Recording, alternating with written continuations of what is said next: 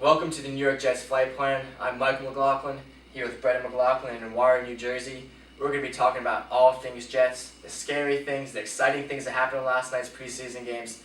There was a mixture of both, whether it be Antonio Allen trying to make the transition from safety to cornerback, the debut of Calvin Pryor and all the hitting he did, and how did the Jets stack up with the rest of their division rivals.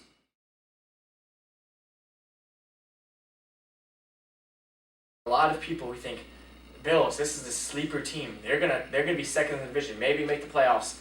And if that happens, I'll be shocked. I'll put that on the record right now, because one, their best defensive player, or the two best defensive players, are not playing for them this year. One, Kiko Alonso, who some people thought should have been Rookie of the Year over Sheldon Richardson of the Jets last year. He tore his ACL. Tore his ACL. He's out the year. I don't think he's better than Sheldon, but nonetheless, he was their best defensive player. Right. Maybe him and Mario Williams left. Right. He's out for the year. And So that improvement. Right. There's improvement there, right? Now, Jarius Byrd, who a lot of people think is the best ball hawking safety in the NFL. Well, he signed a massive contract with the New Orleans Saints, so he's gone there. How are they filling in these holes? And then, yes, they still do have Mario Williams, who had like the biggest contract in the history, defensive contract in the history of the NFL. With Marcel Davis and Kyle Williams. And Marcel Dallas showed up out of shape to camp. Yeah. So. He failed his condition And test. Mario Williams is kind of like an accumulator. I feel like he just accumulates sacks, so somehow not making as much an impact on the game as his numbers would say. So I'm not very bullish on them, particularly with Sammy Watkins last night. Injured his ribs, his back. They're saying it's his ribs. It looked like his back. He was grabbing his back. Right. But still, they traded all those picks for him, and who knows how long he's going to be out. So I think people have to pump the brakes on the Bills. They're still the Buffalo Bills, okay? So this is. No one circles the wagons like the Buffalo Bills, like they say. They don't circle them at all. They just lose. So I'm not worried about them. Now, with the Jets and the Dolphins, honestly, I think the Dolphins, people are too low on the Dolphins. After the last year happened, I think, they did shore up the offensive line a little bit. I mean, they were 8-6 last year before they lost the final two games. So they did collapse a little bit, and I think Ryan Tannehill will take that leap this year, as he showed in the first preseason game, not so much as last night, but the first preseason game where he played very well. They'll be better, and they do have some weapons. Yeah. But still, wide receiving core is very deep this year. I don't think any of their wide receivers are fantastic, though. That's my one thing with them. They got the depth. And I'm worried about the running game, because they were 26th last year. The Jets were 6th. I think the Jets running game have a much better running game than the Dolphins. They have Cameron Wake. They have a good defensive front. I think the Jets have a better defensive front. Linebacker core, if Demario Davis is taking the steps that he's shown in the preseason in the leadership, and it's his third year, if he takes those steps, I think the Jets have a better linebacker core. Then the problem becomes the secondary. Yeah.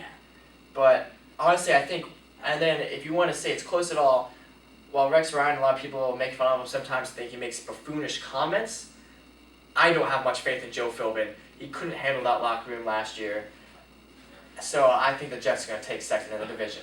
The Patriots are going to take it because they are the Patriots. That's what they do. They have the most talented team, particularly with Tom Brady still. Now, if the Patriots are the biggest threat, who's their biggest offensive threat besides Tom Brady? I guess it's Julian Edelman, slot receiver.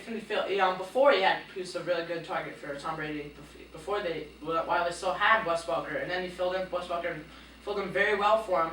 And with Rob Gronkowski, very injury prone, I gotta say Edelman is their top weapon besides Tom Brady. The thing is, Gronkowski is injury prone, but I want to read some stats. If this was over, Rob Gronkowski, he played 7 games last year, and he had 39 catches, 592 yards, and 4 touchdowns.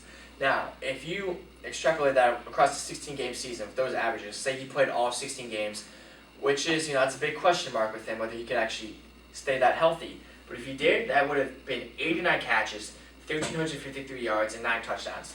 And that's just pure domination at the tight end position. So we all know if he's on the field and healthy, besides maybe Jimmy Graham, there's just no one close to him at that good level. So if he's on the field, he still is the biggest threat. And the Jets have to find someone who can cover him. And I think Antonio Allen can cover him.